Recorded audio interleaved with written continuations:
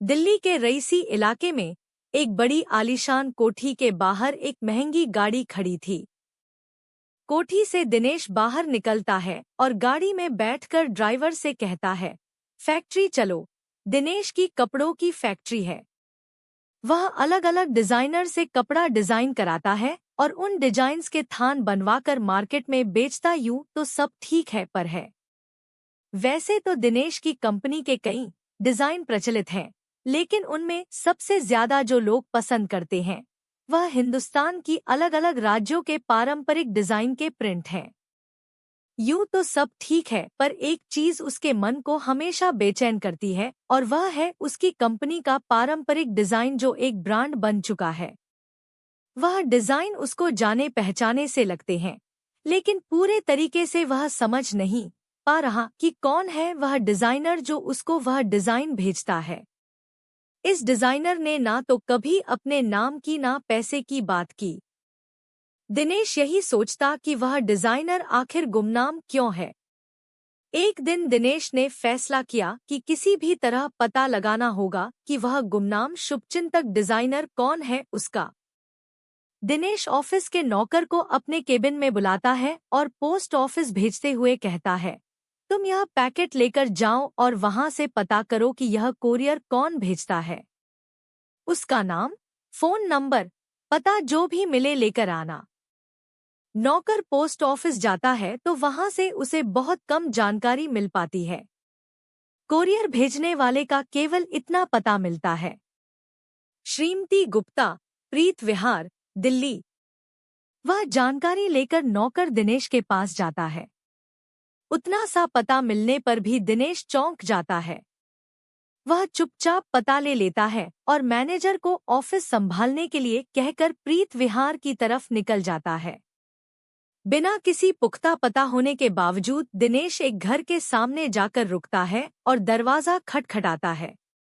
2 minute के बाद दरवाजा एक औरत खोलती है। आम सी शक्ल सूरत और कपड़ों में वह औरत दिनेश को देखकर चौंक जाती है। अंदर जाकर वो उस औरत से पूछता है, बिंदिया, तुम यह सब क्यों कर रही हो? बिंदिया मुस्कुरा कर बस इतना कहती है, आपको मेरा नाम याद है, बस इतना काफी है। रही बात मेरे करने की, तो जितना वक्त मेरे पास बचा है मैं आपके लिए, आपकी तरक्की के लिए करती रहूंगी। आने वाले कई महीने का काम भी तैयार करके रख रही हूँ। एक लड़की को यही काम सिखा भी रही हूँ। दिनेश की आंखों में शर्मिंदगी के आंसू आ जाते हैं। वह चुपचाप वहां से चला जाता है। उसके बाद 1-2 बार बिंदिया के पास गया भी। उसने इस बारे में किसी से कुछ नहीं बताया, लेकिन उसका ड्राइवर बहुत पुराना था और एक तरीके से घर का सदस्य था। उसे अंदेशा हुआ कि साहब का उस दूसरी औरत के साथ कुछ गलत रिश्ता है। उसे दिनेश की पत्नी शोभा और बच्चों की चिंता हुई। एक दिन मौका देखकर उसने शोभा को दिनेश और बिंदिया के बारे में बता दिया। शोभा को विश्वास नहीं हुआ और ड्राइवर को वहां से जाने के लिए कहती है। बहुत देर तक परेशान रहने के बाद वह सोचती है कि सच क्या है, दिनेश से ही पूछा जाए। वह दिनेश का ऑफिस से आने का इंतजार करती है। शाम को जब दिनेश आता है तो शोभा खाना लगाती है और रोज की तरह दोनों साथ में खाना खाते हैं। जब नौकर चला जाता है तब शोभा सीधे सीधे पूछती है, बिंदिया कौन है?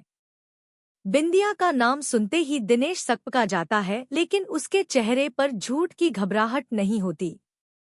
दिनेश शोभा को बताता है कि बिंदिया उसकी पहली पत्नी है जिसे उसने तलाक दे दिया था।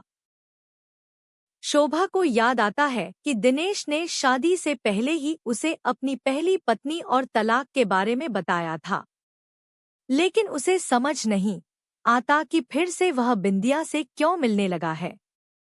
वह पूछती है, तुमने तो मुझे तलाक का कारण तुम्हारी नापसंद बताया था, तो अब उससे फिर क्यों मिल रहे हो?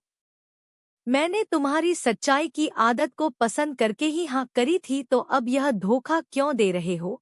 दिनेश उसका हाथ पकड़कर कहता है, आज तुम्हें सब सच बताऊंगा। बिंदिया गांव की बहुत सीधी, कम पढ़ी लिखी और पुराने रिवाजों के मानने वाली लड़की थी। मेरे और उसके पिता पुराने दोस्त थे। पिताजी ने मुझसे बिना पूछे अपने दोस्त को बिंदिया के लिए हाँ कर दी, परंतु पिताजी के वचन को झुठलाने की हिम्मत मुझ में नहीं थी। बिंदिया से मेरी शादी हो गई। बिल्कुल ही देहाती थी बिंदिया, मैं उसको कहीं लेकर नहीं जाता था। वह घर में रहती और माँ का हाथ बंटाती। यूं तो हमारे बीच में कोई संबंध नहीं था, लेकिन उसकी एक हुनर का मैं कायल था, उसकी हस्तकला की कलाकारी। बहुत सुंदर और अनोखे डिजाइन्स बनाती थी। जब मैंने एक बार तारीफ करी तो उसने बिना किसी लालच के सारे डिजाइन मुझे दे दिए और कहा कि आप ले जाइए, आपके काम आएंगे। सचमुच उसके डिजाइन्स ने धूम मचा दी और मेरा कारोबार रातों रात तरक्की कर गया। 7 साल पहले तुमसे मुलाकात हुई तो पहली नजर में मैंने तुमसे शादी करने का मन बना लिया था। माँ पिताजी तो पहले ही चल बसे थे।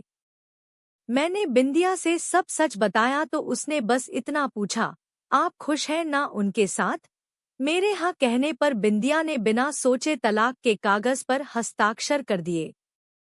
हम दोनों की शादी हो गई। मैं तुमसे हमेशा कहता था ना कि कोई खूबसूरत पारंपरिक डिजाइन भेजता है, वह बिंदिया ही है।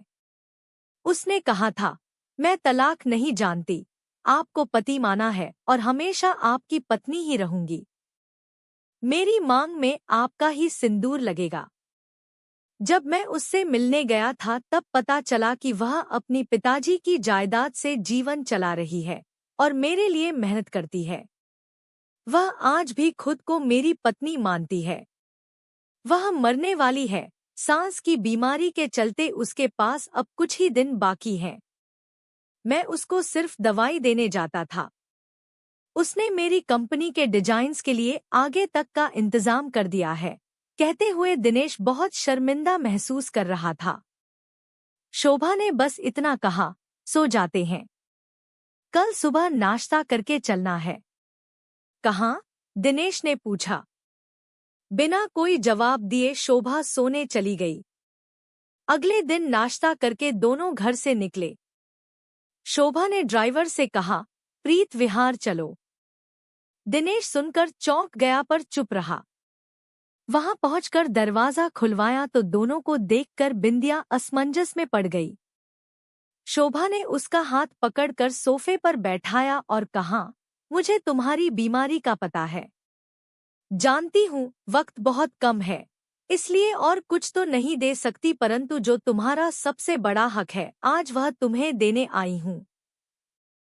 यह कहकर शोभा ने पर्स से सिंदूरदानी निकाली और दिनेश के आगे करके बोली, बिंदिया को उसका हक दे दो जो तुम आज तक नहीं दे पाए। दिनेश चुटकी में सिंदूर लेता है और बिंदिया की मांग भर देता है। बिंदिया के चेहरे पर दिल खोलकर मुस्कान आती है और आंखों में आंसू। वह शोभा का हाथ पकड़कर गले लगाती है और आखिरी सांस ले लेती है। अपने आखिरी वक्त में दिनेश के प्यार भरे हाथों से सिंदूर पाकर वह सब कुछ पा चुकी थी।